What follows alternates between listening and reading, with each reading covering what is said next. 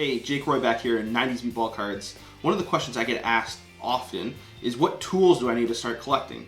And typically, I don't mean tools like these. I like to keep these away from my cards, but today we're going to talk about how to use tools like these with your collection.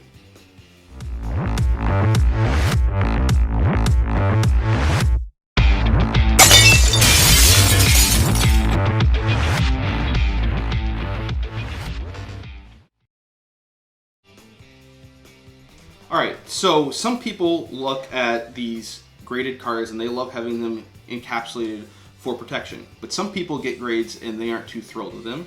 Or they get cards that are low graded that they just want to have raw. So we're going to go over how to break cards out of cases, but we're going to go through different cases. We've got BGS cases, we've got BCCG cases, PSA, and then you've got other lesser known or defunct brands. Each of them have their own intricacies, and some of them can be kind of complicated. So we're going to go through how to break into these and kind of talk about what the challenges are, and we're going to actually break these, all 5 of these, live. Alright, so here we've got the cards that we're looking at busting. So we're going to go through each of the cards and just talk about why we might want to bust some of these out of cases, and then we'll talk about some of the tools. So this one right here, it's a low grade. It's a BGS 8. This was an old slab. I've had this for many, many years. The subgrades on the back aren't great. It's nothing that I think is worth. It's a base card of Ken Griffey, so it's not really worth even having slabbed, in my opinion, unless it was going to be a high grade and getting this re-subbed. I don't have a high confidence level that it would get better. So just breaking that out and having it raw is fine by me. Bcc G10, some people get this confused because it is a Beckett product, but it's not the same as BGS. This is kind of their lower level product. They don't have any subgrades, and the grades mean that this is a 9, so it could be near mint or better. So it's not a 9. It's not even close to a 9. It's probably closer to a 7 or a 6 in all honesty. So these grades really aren't worth much of anything. People will just look at it and say, okay, it's in a case, it's protected. Even a 10 doesn't mean that these are pristine by any means. So not really worth even having encapsulated, and it's an Amari Stoudemire base. It's not a very valuable card, so just going to break that out and have it raw. Here we've got a PSA. You might say, well, this is a 9. That's a good grade for PSA for a 90s card. But the OC means it's off-center, so it's less than a typical PSA 9. So that's a good reason to bust it out, because it's not the same as a true PSA 9. And this, again, it's not a very valuable card, so busting it out, having it raw is just the same as having it encapsulated. Then we've got a defunct brand here. I think this is called Advanced Grading Specialists. This is a Jordan card. It's a special edition slam dunk, but it's not a very valuable card either. And this being a defunct brand doesn't really hold any value to collectors. And in all honesty, in a Jordan card, it probably takes away, because this is a 9 from some no-name company. It's not really saying that it's in great condition. It's not saying it's in bad condition. It's just not adding any value to it at all. Then here we've got a PSA 10, and this is one that I actually, looking at the card, I can see damage. So this is already a damaged card. This grading company means nothing. If you're damaging, or if you're sending a damaged card in to get a 10, it's worthless. So this is one I'm not afraid of getting damaged, because anytime you're busting a card out of a case, there is a chance you could further damage it if it's damaged. So it's always a risk. The BGS ones, it's less of a risk. You've got a plastic sleeve that you'll see when we bust this out that helps protect it further. But this one being already damaged, it's not going to be any crying matter for me to get this more damaged. Obviously, I don't want that to happen, but it could. So that's a reason to get this busted out, because the grade is just worthless. So some of the tools: safety glasses, for sure. You want to have these. You're going to have plastic flying everywhere. You don't want to get that in your eye, so definitely have some safety glasses. I use tin snips. These are made to cut through small, thin sheets of metal, so it's definitely going to cut through these harder plastics. These are big. It might seem like overkill, but this is what I've found is really the best. Some people use other tools, but this is what I've used in the past that's been the best for me. One of the tools I don't think you would need, but some people have seen try to use and not have too much luck, is a true chisel. This is just too thick, it's too fat to get in. It's not an elegant tool to use, so it's pretty big risk to get something damaged with that. And then really what you're gonna want is a whole bunch of flathead screwdrivers. So you're gonna want thin flathead screwdrivers, something that's not too wide and not too thick on the blade, so you can really get in there, and you'll see how we use those. So we've got some regular ones and then some of the mini ones. You really wanna have a variety of sizes. As small as possible in some cases is good, but you don't wanna have all of them small. You want some that are a little bit bigger to kind of pry it up. And then I've got this one. This is kind of a unique tool that I have. It's almost like a little pick. I don't know if we're gonna need it, but I always keep it around just in case. I've never had to use it, but with some of these ones that are different kind of plastics, you never know what you're gonna run into. And then the last thing is a good cotton towel. Like I said, there's gonna be plastic flying everywhere, and you wanna just kind of contain that. It's easier for cleanup, but it also keeps everybody a little bit safer when you're busting these things open. All right, so we'll start with the Jordan here. Now, typically when I bust these out and I use the tin snips to start, I like to cover this up. It just helps to keep all the debris from flying around, as well as the safety glasses, but obviously that's not gonna help you guys learn how to do this, so I'm gonna leave it open. I'm just gonna deal with the issues. So the first thing that you wanna do is you really wanna cut a corner out of the slab. So we're gonna just start right at the top.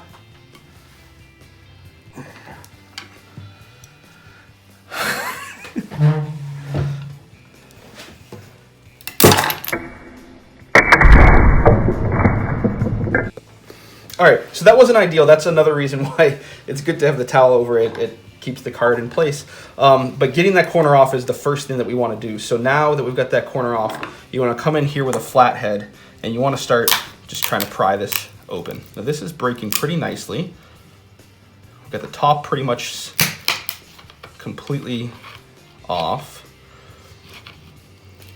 You want to just work the sides, and then it just pries right open. So that was an easy one. This little paper, then you got the card. Now we'll go on to this next kind of defunct brand that is already damaged, so hopefully it's a little bit easier. But as you can see, the corners were a little harder on that plastic, so we'll see what this one looks like.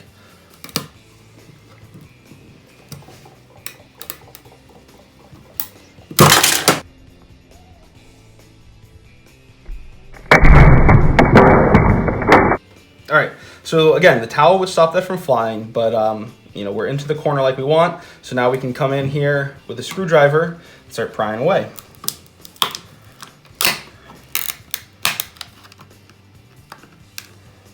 Now this is where it gets a little tricky. Because the top has come off, I can't go too much further down because now the back is just breaking funny.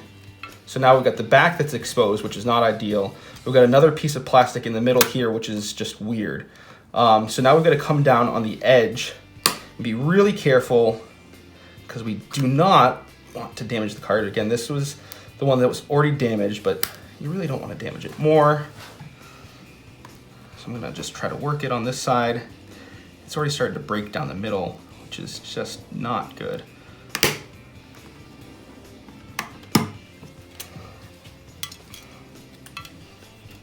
So I'm gonna try to go from the back. The back is very thin plastic. This is the interesting thing with these kind of weird brands, is a lot of times these plastics that they use are varying in density, which just doesn't break well. All right, a skinnier screwdriver might be able to get in here. The tricky thing with this is it's actually got a piece of plastic in the middle, so it's not just the top and the bottom, or the back and the front. There's another layer.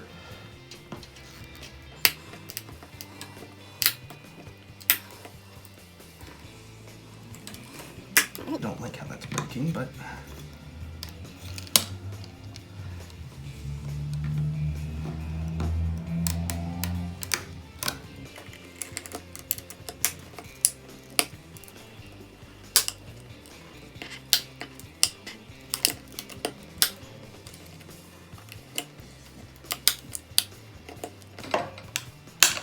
now we're all the way down to the bottom edge here.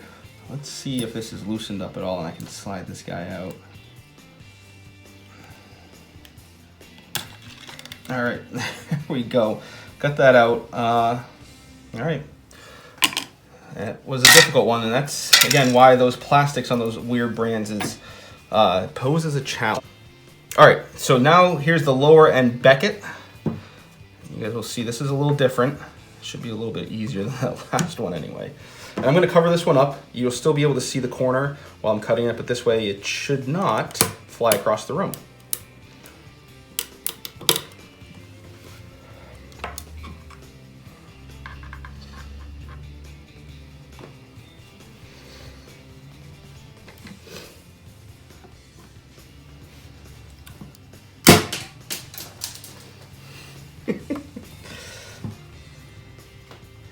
All right, so we got that corner off. The card didn't go flying, just the plastic this time, which is what we'd like to see. Now we come in with a screwdriver.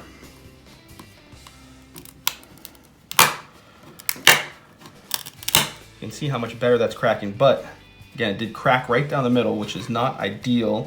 That's when you can get some surface damage.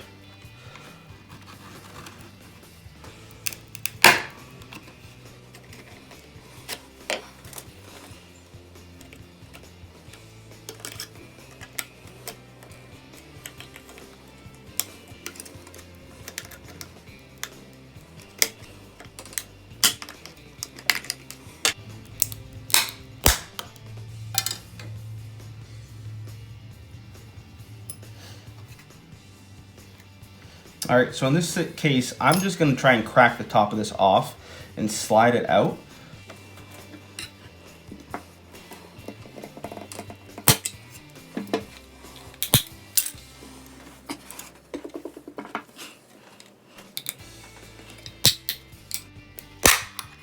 There we go.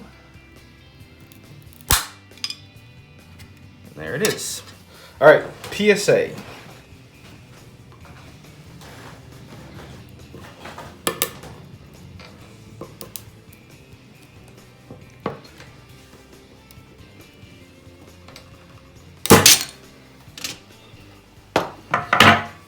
All right, so we got into that a little bit easier. You see how much easier that one's cracking open. I'm gonna go down the other side. And look at that, beautiful. Now that card is free. All right, last and probably my favorite to break, just because the plastic sleeve in there helps me feel a little bit safer doing these, BGS. Now, BGS are tricky. They have the thickest edges compared to PSA, and they're pretty hard. So this part, sometimes it's easier if you have a friend who's a little bit daring, that they can actually hold the card, because you have to put a lot of pressure on it. Really, me holding it with one hand, I'm gonna have to use two hands on the pliers, but I'm gonna have to put a lot of pressure on it, so it's probably gonna be tricky to get this not to fly.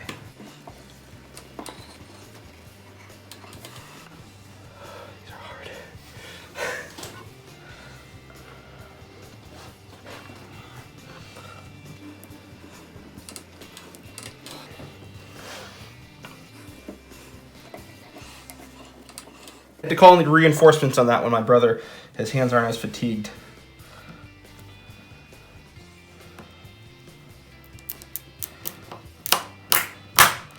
All right, and that one's already started to crack down the side there and on the top a little bit.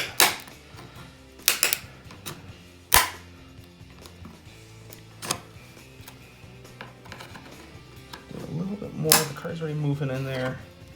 It's in the sleeve. Now we can do it with our hands. And there you go. Now that's out. You can leave it in that sleeve, put it in the top loader, or you can cut that right out.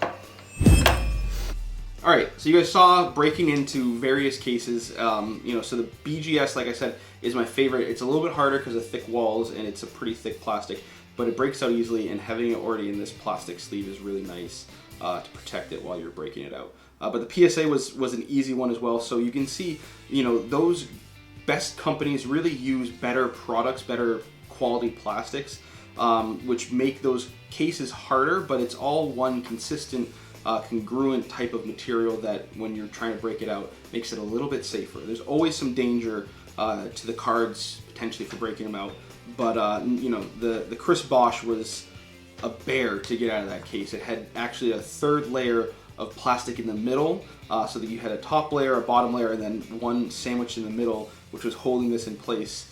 You know, just you guys saw it was a nightmare. It was already damaged, so you know, a little bit more damage isn't going to hurt it, but we did pretty well with those. You know, so if you're looking to buy cards that you're thinking, you know, you're on eBay and it's in a different kind of grading case and you're just going to take it out and get it graded to a different company, it's not that easy all the time, and there's a little bit of risk involved. And even if you're taking one out of a BGS or PSA case, it's not necessarily easy. I know some friends that have had some mishaps with those over the years. So, you know, the more you crack, the more likelihood that you might have some issues with it. So be careful, but, you know, take the safety precautions, use the right tools, use good tools, and just take your time. Don't be in a rush when you're doing it. So that's the video for today. The question of the day for you is, what other how-tos or type of beginner information would you like to hear? I've been getting a lot of questions, so I'm trying to put together some, you know, kind of quick tips and facts that you guys have been asking me. But drop down in the comments any how-tos that you'd like to see, or any other type of like collecting 101 that you'd like to see. So as always, thanks for coming and talking about our passion in this great hobby. If you haven't done so already, please consider subscribing. Hit that bell icon so you don't miss any videos in the future. New pack or how-to videos will drop on Wednesdays. Any bonus material will drop on Fridays. Thanks.